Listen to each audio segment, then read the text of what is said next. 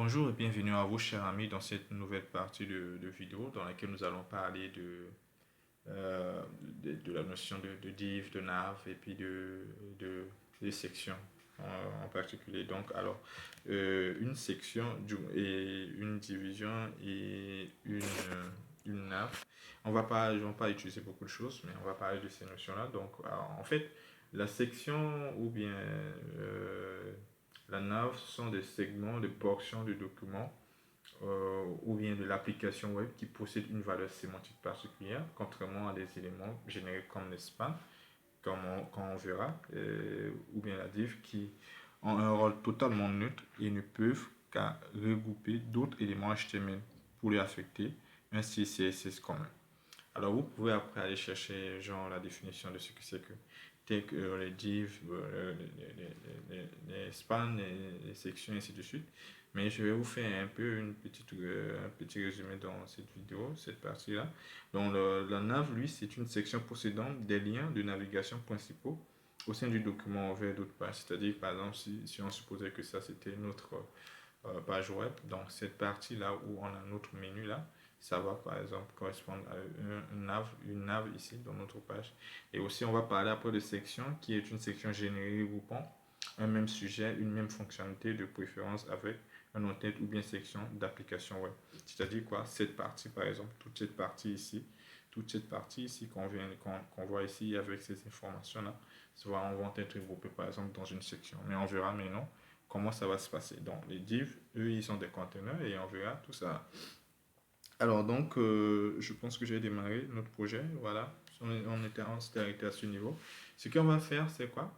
On va modifier tout. On va modifier. Bon, pas modifier en ce sens que vous le pensez, mais genre, je vais carrément enlever d'ici tout ce qu'on avait ajouté comme CSS. Et vous allez voir aussi que là, je vais tout simplement enlever aussi l'HTML. Bon, et bien évidemment, la page sera vierge, il n'y aura aucune information. Donc là, on va poursuivre par étapes. Je vais faire cette vidéo normalement en 2 ou 3 parties et puis on verra un peu comment les choses vont se passer. Parce que je ne voudrais pas que ça puisse prendre beaucoup de temps. Alors là, je peux créer une nav dans laquelle je vais mettre un paragraphe. Et le paragraphe, bon, ça c'est juste un exemple parce que ici, après, on verra maintenant comment est-ce qu'on pourra ajouter un menu ici dans dans cette partie nav, mais aussi comment est-ce que les choses vont se passer. Donc, je vais mettre paragraphe et je vais générer un texte ici, par exemple, lorem. Et moi, ce que je vais faire, c'est que à travers ça, je vais mettre un fond à notre nav là.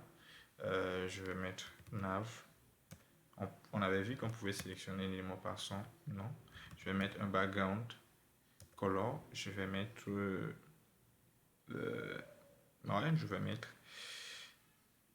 je vais mettre noir et je vais mettre la couleur du texte.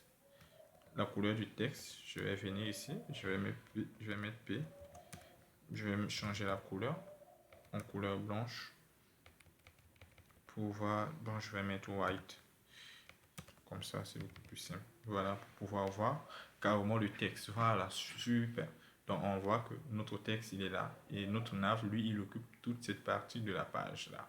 Donc notre nav il est là, vous pouvez le voir exactement ainsi de suite. Et maintenant après dans ce nav là on pourra mettre par exemple des divisions, on pourra mettre des choses, on pourra mettre des informations, voilà. Mais non. Donc ici je viens de mettre un paragraphe, mais je pouvais aussi choisir de mettre 2 paragraphes ou bien 3 paragraphes. En tout cas, si ça dépend de moi, si je veux, je peux mettre en tout cas. Mais là, l'objectif c'est pas ça. Maintenant, je vais vous expliquer ce que je vais faire d'abord. Donc ici, supposons que ici on va mettre un menu, mais on va pas vous faire le menu là dans ce premier tuto. On verra comment mettre le menu ici. Maintenant ici, je vais ici créer, genre, je vais créer ça ici, je vais mettre une section à ce niveau. Ici, je vais venir là, je vais créer ici une section. Alors là, je vais créer une section et ce que je vais faire, c'est de créer 2 divisions. C'est-à-dire quoi? Comme je vous ai expliqué ici par rapport à mon outil d'enregistrement, Normalement, ici, je peux faire ça comme des divisions, des divisions, des divisions dans une section. Donc, alors, je vais, ça, c'est ma partie section. Et puis, je vais mettre deux divisions, une à gauche et une à droite. Donc, voilà, on verra maintenant. On va utiliser après les notions de madding pour faire un peu, voilà, voir un peu les choses bien claires. Alors, je vais mettre une div. Et je vais mettre aussi un paragraphe là. Et je vais faire aussi lorem. Je génère ce texte là. Tout ce que je vais faire, c'est tout simplement de dupliquer ma div là. Voilà. Et lorsque je fais ça, je peux, voilà. Voilà, c'est normal parce que j'ai mis la couleur en blanc. Donc voilà, il faudra que je change la couleur de fond de ma section notamment. Ou bien ce que je peux faire, c'est tout simplement de dire ici que le P que j'avais changé la couleur, je vais lui mettre un ID, beaucoup plus simple, pour dire P1, au lieu d'appliquer sur tous les P, je vais mettre hashtag P1. Alors donc c'est juste la couleur du premier qui sera, voilà, donc super. Donc c'est juste la couleur là, avec le P qui a l'ID P1, on change juste la couleur en blanc. Maintenant les autres P, on ne doit pas changer leur couleur. Parfait. Maintenant ce qui est là, c'est juste de mettre les deux informations là, un à gauche, un à droite. Et maintenant, ce que je vais tout simplement faire, c'est de pouvoir ajouter aussi une couleur de fond pour chaque div. Alors pour cette div, ce que je peux faire, c'est de créer une classe. Je vais mettre div 1 puisque c'est juste, il n'y a que deux divs là. Je vais faire ça, div 1 et je vais faire div 2 pour ne pas qu'on s'embrouille tout simplement, ou bien bon, puisqu'on n'a pas beaucoup de divs, il n'y aura pas beaucoup de soucis, ne vous inquiétez pas. Alors là, comme on a dit classe, donc on va mettre point div 1 et puis ce qu'on va faire, on peut mettre une background color et on peut mettre ici gauche, on peut mettre bleu, bah même que je sais que ce n'est pas aussi trop, c'est pas trop bon, mais c'est pas grave. Et maintenant div 2, il y a div 1 et div 2 normalement si je ne me trompe pas, non? Voilà, div 2. Donc div 2, voilà, ici on va mettre background color. Bon, comme on aime beaucoup ces trois couleurs, noir, bleu, vert, voilà, donc parfait. On a ces trois couleurs là. Bon, les couleurs, peu importe, c'est pas grave. Maintenant, l'objectif c'est quoi? Ici, on a une section, on a ces deux informations qui se trouvent dans une section. On peut aussi afficher genre la couleur de fond de notre section pour pouvoir avoir, parce que ici, on peut faire ça. On peut faire section, on peut l'appeler directement par son nom. Et puis, on met quoi? Background color, on met black pour voir quel espace occupe en réalité notre section. Donc ici, on voit que la section occupe tout ça là. Bon, bien évidemment, ça vient jusque là, mais voilà, la couleur verte est en dessus. Donc on ne peut pas voir ce qui est en bas. Donc ça aussi, c'est en dessus. Donc on ne peut pas voir ce qui se trouve, genre c'est juste l'espace là qu'on peut voir, genre que voilà, c'est en noir, mais en bas du bleu, en bas de la couleur verte, c'est cette couleur là. Donc ils se trouvent dans la même section. Bon, c'est pas grave, vous allez comprendre tout de suite. Alors, ce qu'on va faire tout simplement, c'est de réduire par exemple la taille de notre div. Alors, pour réduire la taille ici, pour réduire la taille par rapport par rapport à cette largeur là, on va utiliser le white pour utiliser la largeur et puis le height pour utiliser l'auteur. Donc, je peux diminuer la taille. Je peux faire un white. Normalement, je peux faire 400 pixels pour voir la taille. Comment ça va se passer? Alors, si je fais 400 pixels, voilà, vous voyez que ici, je viens de diminuer la taille de de ma div. Ça, c'est la div 1. J'ai diminué sa taille de 4, donc ça fait 400 pixels. 400 peut-être c'est beaucoup. Je peux mettre 300 pixels parce que le risque c'est d'avoir après un à gauche, un à droite, une div à gauche, une à droite. Voilà, donc si je mets 300 pixels, vous voyez que c'est beaucoup plus petit. Donc ici vous pouvez voir clairement que voilà, le bleu se trouvait sur le noir parce que c'est la section en fait. Donc, on peut voir clairement, voilà, on a réduit du moins la taille. On peut aussi réduire la taille de... Donc, on fait la même chose pour la couleur verte. On fait la même chose. Voilà. Et on va voir qu'ils vont avoir, voilà, la même, genre, même taille. Même taille. Mais non. Ici, on va parler de quelque chose de simple. On avait déjà vu dans la précédente vidéo ce que c'est que, ou bien la notion du moins de la marge, du margin du moins. Donc, on va essayer de mettre cet élément ici à droite tout en utilisant juste une marge, genre basiquement comme ça. Et dans la prochaine vidéo, on verra comment est-ce qu'on peut jouer sur les displays et ainsi de suite pour placer des informations qui se trouvent à l'intérieur d'autres conteneurs directement, voilà, à des positions stratégiques à gauche, droite, milieu, ainsi de suite. Là, on verra ça. Mais là, on va juste faire genre basiquement en utilisant les margins. Donc, je veux mettre cet élément à droite ici, mais sur la même ligne. Donc, premièrement, la chose que je vais dire, c'est d'abord de déplacer à droite. Alors, pour déplacer à droite, il faut juste mettre beaucoup de marge à gauche. Pour que l'élément puisse se déplacer à droite, il faut ajouter des marges à gauche. Mais quelle marge? Ça, c'est un élément, ça, c'est un autre élément. Donc, si je mets padding, c'est par rapport à quoi? Par rapport à genre, là où occupe vert en tant que tel et par rapport au texte. Mais nous, on veut faire par rapport à l'élément extérieur, c'est-à-dire par rapport à cette couleur noire, c'est-à-dire par rapport à la section. On veut que notre div 2 puisse se déplacer dans la section. Donc, c'est deux éléments différents dans marge extérieure. Marge extérieure, c'est tout simplement margin. Et c'est quoi? C'est la deuxième div. Donc, on va mettre tout simplement margin left. On augmente la margin left pour déplacer l'information. Donc, on peut mettre normalement 400 pixels, si c'est pas beaucoup, 400 pixels. Et 400 pixels, on voit que oui, il arrive jusque là. Donc, 400 pixels, c'est tout simplement de faire quoi? De déplacer. Donc, on ajoute une marge à gauche de 400 pixels. 400 pixels. Donc, l'information se trouve directement à droite. On met une marge à gauche. Maintenant, après, on va maintenant dire qu'il faut qu'on remonte l'information ou bien la div 2 en haut. Pour remonter maintenant la div 2 en haut, on va faire quoi?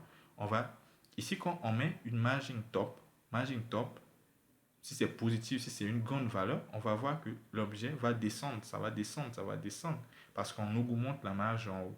Maintenant, pour remonter l'information, au lieu d'augmenter la marge, on diminue la marge jusqu'à tendre vers négatif. Lorsqu'on diminue, on donne une valeur négative, l'information a tendance à remonter. Donc, si on lui donne une margin top négative, l'information, lui, il va augmenter. Donc, ici, on va tout simplement mettre une margin top.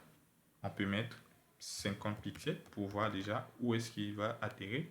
Donc 50 pixels, on a dit moins négatif, moins 50 pixels. Et du coup, on voit que ça remonte bien, ça remonte parfaitement. Alors on peut tout simplement augmenter pour que lui puisse aller sur ça. Je vous dis que c'est une manière beaucoup plus simple et puis voilà, pas trop compliqué. Mais on verra aussi une autre manière pour pouvoir faire ça beaucoup plus facilement et beaucoup plus euh, professionnellement. Voilà, on verra ça un petit peu. Maintenant, ça c'est bien, donc ça remonte un tout petit peu, mais même si ce n'est pas aussi peut-être professionnel, mais vous aurez aussi besoin de maîtriser comment est-ce que vous pouvez manipuler ces margins, ces margins comme ça. Vous en aurez forcément besoin. Donc, à 100 pixels, je pense que 120 pixels. Voilà. Bon, il n'est pas encore bon. On peut tout simplement faire 125 normalement. Non? 125. Parfait. Donc 125, on peut voir que l'information se trouve ici. Alors, ce qu'il faut maintenant faire, c'est tout simplement de... Bon, voilà. Non, non. Donc, comme je vous ai dit, donc l'information se trouve à droite, l'information là se trouve à gauche. Et on a vu qu'on peut déplacer les éléments.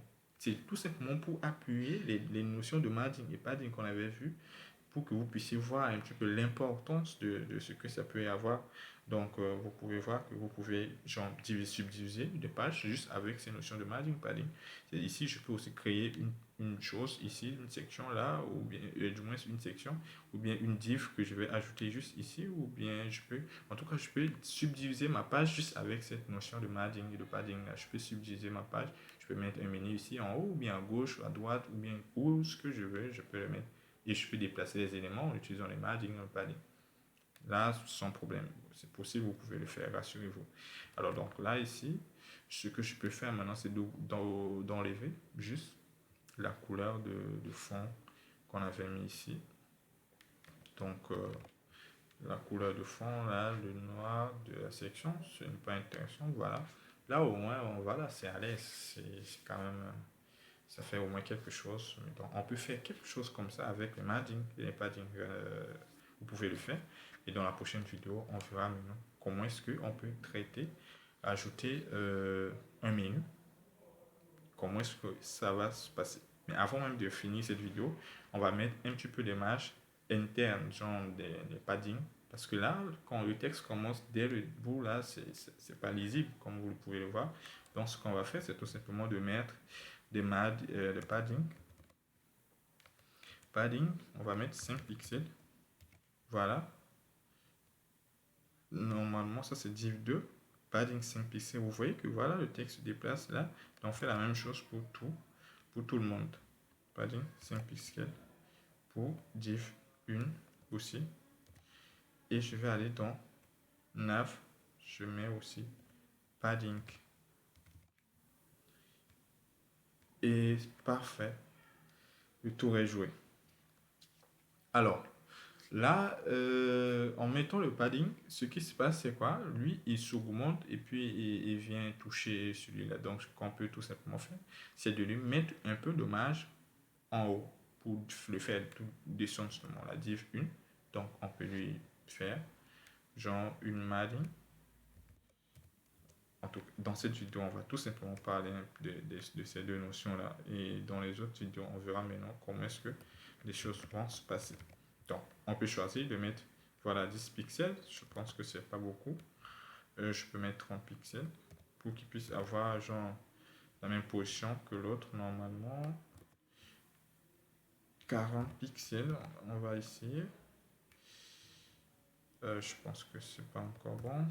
50, disons. Non plus, donc je pense que toi, tu es 80 ou 70, peut-être. D'accord. C'était déjà très bon. Du moins, on va le mettre en 50. Et ce qu'on va tout simplement faire, c'est d'augmenter ici la marge là. 135. Voilà. Donc, on va encore faire la même chose. 145. Pour qu'il puisse remonter. Avoir la même position que l'autre. 150. Voilà, ça c'est bon, c'est parfait. Donc c'est bon, c'était juste pour vous montrer un peu ces notions-là de margin et de padding, que vous pouvez déjà faire de bonnes choses avec ces notions-là. Et puis introduire un peu ce que c'est que les divs, les sections, comment est-ce que vous allez faire un peu pour ajuster. Maintenant dans les autres vidéos, on fera maintenant et on prendra quelque chose, un projet pour faire déjà un portfolio. On va voir faire ça tout doucement et ce serait une des vidéos vraiment